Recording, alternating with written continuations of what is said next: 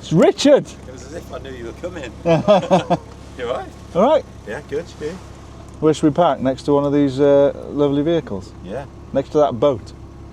Or the motorhome. Or a purple Urus. Park in that spot there. It's disabled. Okay. Disabled, yeah. Old Walter Rawl over there is driving his Porsche.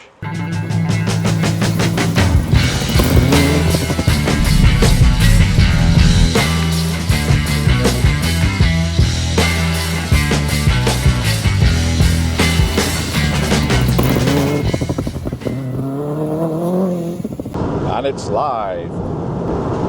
Welcome to the cockpit of my Porsche. 130,000 mile Porsche.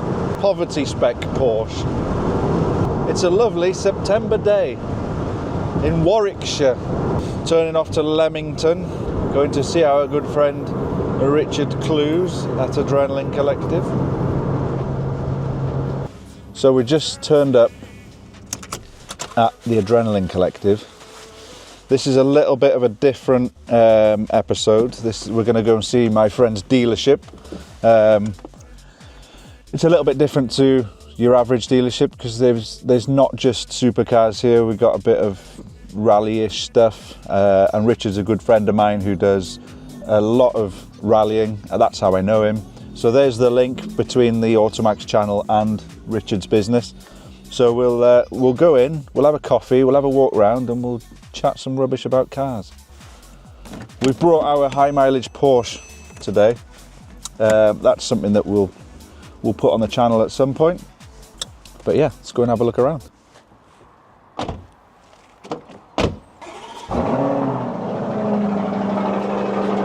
you go in somewhere early in the morning, a cold start is never the best, is it? Where else you got to move? I'll move that for you if you want. I know how to move them. Well, we've got a posher one of them in a minute. Well, we've got to move everything. I mean, I'm just one of these people that don't like to see things that all higgledy-piggledy, and you do like it tidy. I want it. Yeah, I like things clean and tidy. So, and a day like today, when the sun's shining on the cars and you can see the dust on them, it's killing me. So we're doing that as well. But I think also, for now, I've come to see Richard. And he's got me working. Yes, like a busman's holiday. Yeah.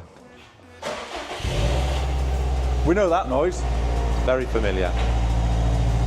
Right. This one sounds really good. P25. If you don't know what that is, you need to. One of 25 cars. One of 25, didn't it? Yeah, one of 25. I haven't seen one up close yet. I haven't even been close to one yet. I don't want to bore your viewers with the full history, but one of 25 cars. Yeah. Most of it's carbon fibre, so they start off with a, like a 99 two-door Impreza. All right. So where do they get them from? Japan or? Yeah, mostly Japan. I think probably. What they've been buying? They've been buying old ones. They've been buying 99, 98 two-door cars. Yeah. And then literally unpaneling them, unstitching the rear quarters, wings, bonnet, bumper, rear quarters, boot lid, rear bumper, spoiler, and roof skin. Carbon. It's all carbon, and then everything else has obviously been reworked. But it's the most incredible car. The actual structure is still a two-door. It's still the early car. But they did something really good, and they went to the DVLA and got all the number plates that say P25. So if anyone that's bought one of these has got a P25 number plate. And then you've got the various different modes that you can scroll through. So we're currently in sport mode, but you can go into a road mode, and then there's a sport plus mode as well. But the throttle is a little bit more responsive in the sport mode. So yeah, I tend to leave it in that sport mode.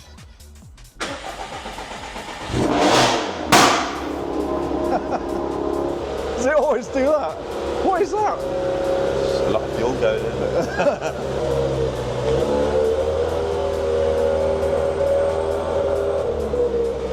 The only problem is that's not for sale. The customer owns that.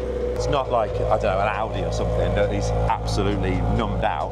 This is a proper driver's car, but it just will let you it will just do certain things for you. So like if you launch it and go flat on the throttle and leave your foot on the throttle and don't lift at all, it does all the gear changes. Oh yeah? It'll go all the way to flat out, yeah. This isn't for sale? Well, at the moment? I think it could be, yeah, for the right offer. Right. There's not many places you can get one, is there? You can't just go and get one, can you? No, well, you assume you got to find one. You got to find one, yeah. That's for sale. But I guess I'm pretty privileged to have it. Yeah, I would but say, yeah. I felt privileged to sell it. Yeah, yeah. I mean, it was sold through ProDrive, but I sort of brokered the deal and went through the motions with the customer. I would have preferred it with like a carbon bucket seat, fixed bucket seat, but you know. Was that an option? Yeah. You could have a half a cage. So they did like a club sport spec. Yeah. But James thought he might want to pack some people in the back one day, which I'm not sure is ever really going to happen. But in fact, the test car that I went in had less rake than this. Mark had ran the car lower at the back, and there was a few differences. But again, James lives, sort of in rural Oxfordshire, and he wanted a bit more ride height. Yeah. ProDriver and him came to a conclusion with myself, sort of as the intermediary, saying, you know, don't have it as a track-based thing, because if you're not doing track days, and you want to use it as a sort of B-road blaster. Go get the paper and that. Yeah. Well, it's a bit of a stretch for that. Yeah. It's not easy to drive, you know, it's not for everybody. It's easy for essentially something that's like a World Rally car, but it's not a shopping car. It's different for us. We've driven stuff like that, so if you haven't driven anything like that, then you'd probably... I get in it and go, wow, like how easy are they made to drive? But I think a bod off the street who was used to driving that Aston would go, oh my god, how hard is this to drive? But yeah, it's cool. They've even like made the key more special. It's like a posh key, and they have a... Put that in my pocket. I'll Partex this. I'll get the spoiler maybe. That is cool, isn't it? So charge cooler, not normal intercooler. No. So you can see they've done, it's essentially like my rally car. Yeah, with the bigger tubs on it. They've tubbed it to allow for the bigger wheels and more travel, but there's so many sort of trick bits on it. This is all not like the usual Subaru. To be honest, I don't think anything is. No. The block. Closed deck block. Yeah. That's about it. Yeah. In fact, it's not a closed deck block because it's 2.5. So they force a liner in to essentially try and make it like a closed deck block. So semi-closed. Yeah. They have this problem with them panting, don't they? So I think like the 2.5s did, but the 2 litres didn't. So yeah, they've done a thing to make it so that they can have more torque from the 2.5, and it's more modern. It's just so good. Obviously the turbo is like a sort of rotated style turbo. That's not what you would see on a normal rally car. No. I mean my rally car is like that, but that's not normal Subaru, is it? No. The baby. I know, it's beautiful. Put it back where it was. I'm embarrassed of how dirty it is, but that's not me. that was Salon Privé.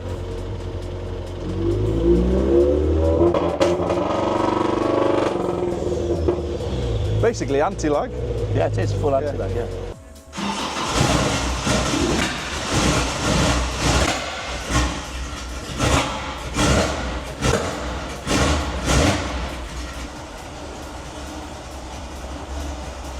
Okay, and make it as in past there and round. What's the story with that Clio V6? That's cool.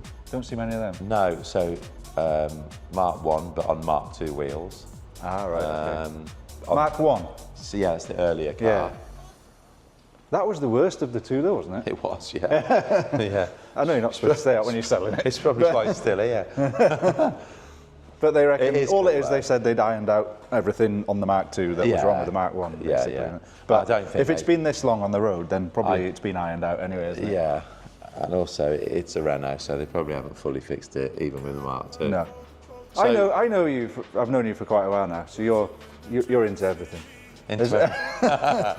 Yeah. So obviously I was a director at ITG for many years. Yeah. And I was rallying when we were doing all the stuff at Goodwood together. Yeah. So I was. That was a thing that was happening for many years, and everyone thought ITG was mine, but it in fact wasn't. I ran it for somebody. Yeah. A big company bought half of ITG, and it just sort of changed the dynamic of it a little bit. So I'm still involved, I'm still attending meetings, I'm still doing some stuff for ITG, but I got this opportunity to open. This was just an empty showroom when we got here, a bit like the one next door. Yeah. So, in fact, I'm growing the hedge. So don't look at that hedge and judge me for not getting out there with a hedge trimmer. I'm trying to grow it so I can't see the empty showroom and the fencing. But yeah, so two lads, well, one lad that I went to school with and his cousin own Starting Group, which is a big motor group. Yeah, yeah. They've got all what I call the shopping car brands. They've got Peugeot and Renault and Vauxhall and Dacia and Honda and Skoda and all those. And all that. Kia. No, they haven't got Volkswagen, but they've got Kia and stuff like that.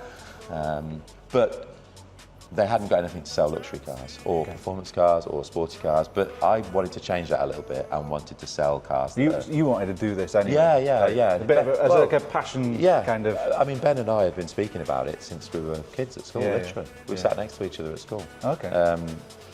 And we used to say we should sell cars and this sort of thing. And obviously I sold cars for years. If you like cars, it's like living the dream, really, yeah, of course it is, yeah. Well, but there's a lot of hard work with it as well. Yeah, afraid so. This I like this. Even though Richard doesn't like it, this is cool. So if you don't know what that is, it's a Clio V6 engine in the back. I like that. I do like that. Swap it for the Porsche, maybe. Once we've moved all the cars around, we'll have a proper look. Yeah, once you finish working. Once I've finished the graft, we'll have a cup of tea, and then. Well, I've got a coffee shop now. He's just setting up there. He's setting up. Yeah. We'll go and have a look at that in a minute. We'll have a look at that. We'll go and film that. Where are we putting this? Over there, by that desk. Okay, putting this in the back of the car. I'm having this. It's a bed, mate. You could live on it. It's like DFS, but I ought to have got a more comfortable one for the amount of hours I've spent here. Oh, my back's gone. Don't claim. This is a lovely car. This Porsche. Yeah.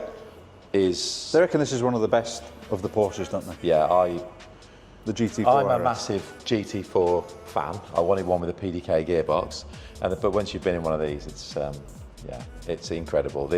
Obviously this is a intake, and that is a feed for the radiator. Right. Okay. Chris is going to come and start it up and move it. But they've got like a titanium roll cage, magnesium wheels. Well, this one's got magnesium wheels. The other one has alloy wheels.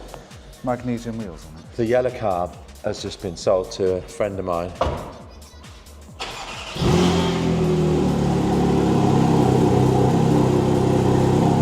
Because the Cayman, like, I know it's nowhere near anything like that, but the Cayman I got, a hell of a nice car to drive.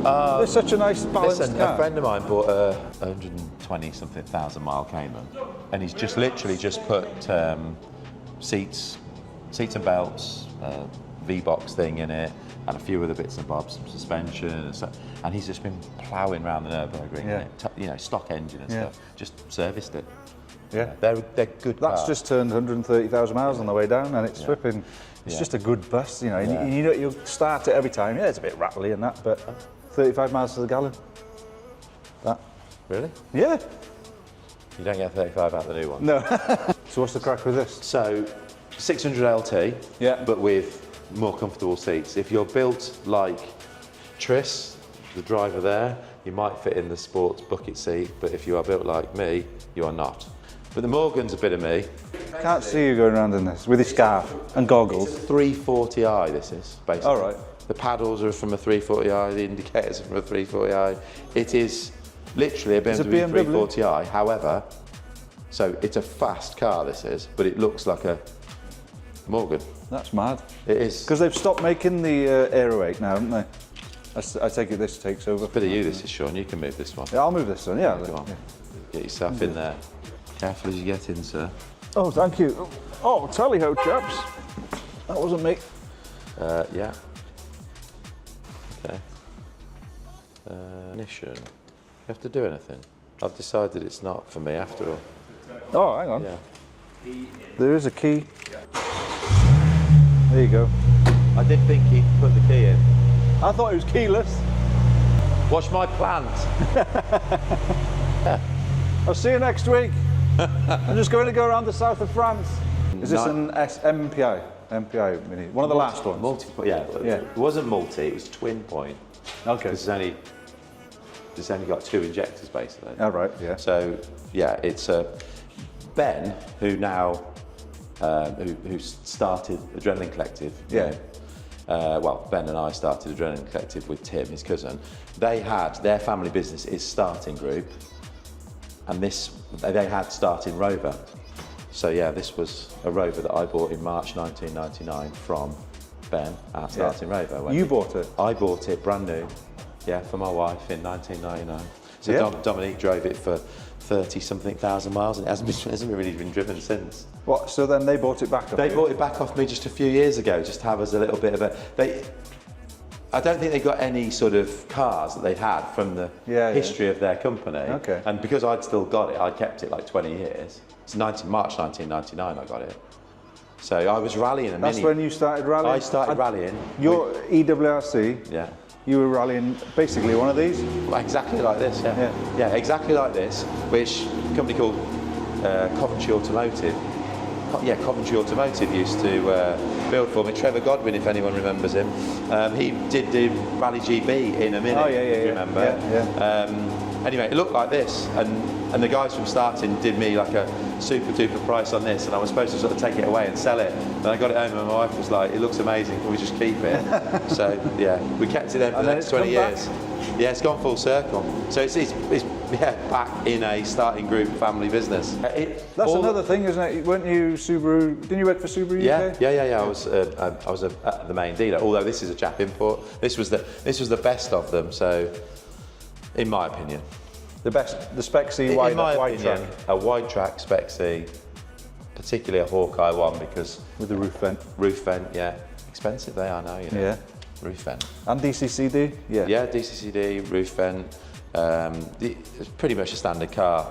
Do you know what? You drive P25, it's like the best car you've ever driven.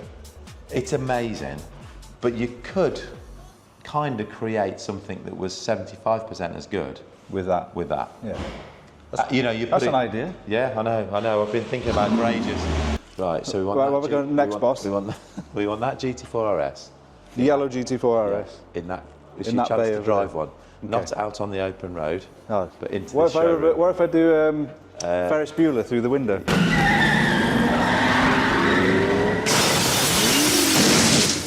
Yeah, I hope. That's the furthest I've driven a GT4 RS, and it was in reverse. Every footballer's dream car. If you're a footballer, you have to own one of these. Lamborghini Urus. Lift the little flap up. There we go. Don't smash into the Morgan or anything else.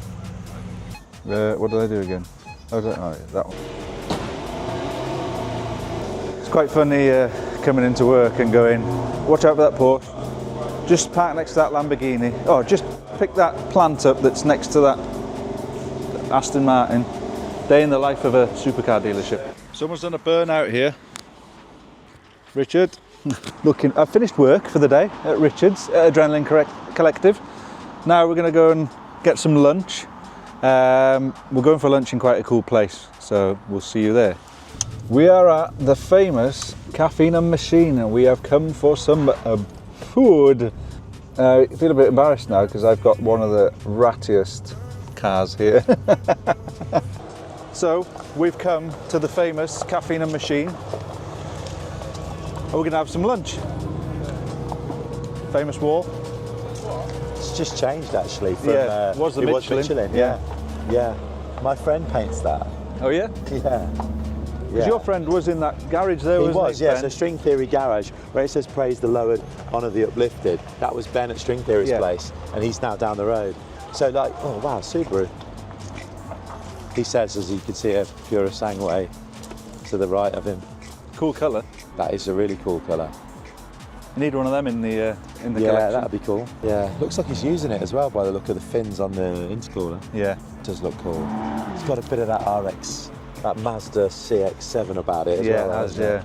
A lot of people. So the big thing for me is, I mean, my friend Phil owns this place, and they have a great business, and I really like the vibe of the place. It's mega. And when you go inside, there's loads of funky stuff in there. Yeah. Loads of memorabilia. Yeah, memorabilia type things, and all the tables are named after racetracks and stuff. But so you can come here some days and the cars aren't fantastic, and then some, you know, they're fantastic to the owners. Yeah. However, you know, if you wanted to go and always see nice cars, I think Adrenaline Collective has always got those there, and hopefully people will come to Adrenaline Collective, look at some cars, maybe buy one, but have a coffee. Yeah. Well, the And coffee's then really good. Yeah, it is So good, you're yeah. trying to create a similar type of vibe in your place. Yeah, but a place where you actually buy a car. You can buy one. Whereas here, I think maybe our destination becomes a stepping stone destination to this and Piston Club, and then there's another one called Jilt's Cafe Yeah, as well. yeah. Jilt's Cafe is really cool, Yeah. nice little place. Piston Club is a place that's more foodie than this. Yeah. This is more country vibe. Yeah, it's more of a stop and have a coffee, Yeah, have a look at the cars. This is and then- they're all great places. Yeah. But I think ours is just going to be a really cool Warwickshire car showroom. Yeah. And people will travel, look at the cars. I was going to have a say, the coffee. thing I like about your place is the people as well. You don't feel like you shouldn't be there. Do you know what I mean? No, you walk no. in and everyone's really friendly, and and you got the sim there, you got the nice coffee machine, great guy serving it. It's just like the whole vibe of your place is quite welcoming. Yeah, it's cool. Do you know one of the things that makes it like that, I think, as daft as it sounds, most car dealerships, non-franchised, that sell those kind of cool cars, they have either very high ceilings, or they're on an industrial unit and you can't go and see them. Yeah. So because they're we're all a roadside online. pitch Yeah. with that coffee shop, we're just trying to create a different experience. But I love Phil's place here, so I'm here all the time. And we send a lot of people here after they've bought a car, say, you know, go and take a picture in front of the wall, or, you know, the C&M badge on the It's a really good way to sign off this episode. Thank you to Rich. No problem. Thank you.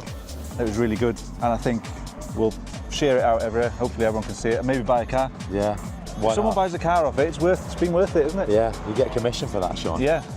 So let's go and have something to eat.